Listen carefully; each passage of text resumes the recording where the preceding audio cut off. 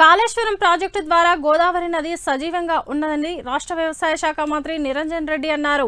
ఖైరతాబాద్లోని institute of engineering భవన్లో ప్రారంభమైన 2 రోజుల పాటు నదుల పరిరక్షణపై జాతీయ స్థాయి సదస్సులో ముఖ్య అతిథిగా పాల్గొనగా water man of India Rajendra Singh, జలవనరుల అభివృద్ధి సంస్థ చైర్మన్ వి ప్రకాష్, వివిధ రాష్ట్రాలకు చెందిన 200 మంది ప్రతినిధులు హాజరయ్యారు. నదులు ఉన్న చోటనే నాగరికత వెలిసిందని, ఈ రెండింటికి మధ్య అవినాభావ సంబంధం ఉందన్నారు మంత్రి నిరంజన్ రెడ్డి.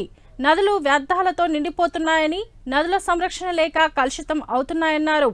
కేంద్ర ప్రభుత్వం నదుల పరిరక్షణ, సంరక్షణకు ఎలాంటి చర్యలు తీసుకోవడం లేదన్నారు. తెలంగాణ ప్రభుత్వం నదులకు సజీవం చేసిందని, ఇందుకు సాక్ష్యం గోదావరి నదేనన్నారు. టీఆర్ఎస్ ప్రభుత్వం నదులు కలుషితం కాకుండా చర్యలు చేపడుతుందని, గ్రామాల్లో చెత్త సేకరణ చేపడుతుందన్నారు.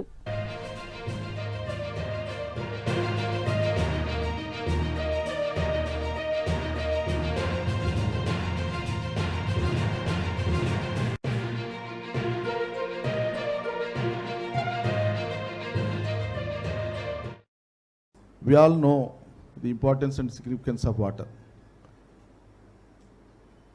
It is the water from where the life has emanated and evoluted further, and we are now in the present situation. Water not only required for humans, it is required for plants, it is required for all the other creatures, visible and invisible creatures of this universe. Without water there is no life, without water there is no future. So how best the contemporary rulers of the world make rational usage of the water is the wisdom, and that is the heights of the participatory democracy we can assess, and thereby you can grade the competencies of the successive governments and the contemporary governments. Unfortunately, when we look at the laws that are concerning the river waters or environmental hazards or such other community-based fundamental requirements, all such enactments in this country, may it be by the Union Parliament or by the state legislatures, they have come out only after protracted struggles of the people or the conscious elements of the society, but not with the wisdom and initiatives of the governments. That is the apathy. It's only the social pressure whenever it is mounted very hugely, then the progressive legislations they come up in the system.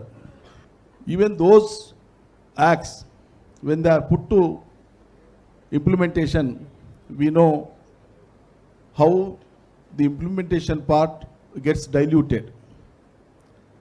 So this is the time that the challenges of current situation and the future have to be addressed, and only the people like you will definitely, I am confident that you will contribute, and that will definitely pave a way for future, not only in India, across the globe. We know that the very civilization, according to the historians also who wrote the civilization, they understood, they read, they got into it, they researched, they analyzed, and finally they wrote the history. Most of the histories are directly related to the rivers. We call it Volga to Ganga civilization. We call it Ganga Yamuna civilization. We call it Sindhu civilization. We call it Godavari civilization. We call it Krishna civilization. So the civilization is directly linked to the rivers. That is the importance of the rivers. And unfortunately, today we are in a state of affairs where we do not know how many lakhs of tons of garbage, waste, plastic, detergents, soaps, residues, everything is getting into the seas. There are no concrete steps that are initiated by successive governments in the country to prevent the rivers from being polluted by all such wastages. Now you can see wherever you go, any corner of the state, each and every Telangana village welcomes you with the green plantations all along the roads, within the village, outside the village. We have increased the green cover by 3% within 7 years of our governance. No other state in the country has taken such initiative. We wish and we want that all the states have to take up this activity. Similarly, see what is happening is, we have focused on the sanitation very seriously. The entire garbage is collected, it is processed.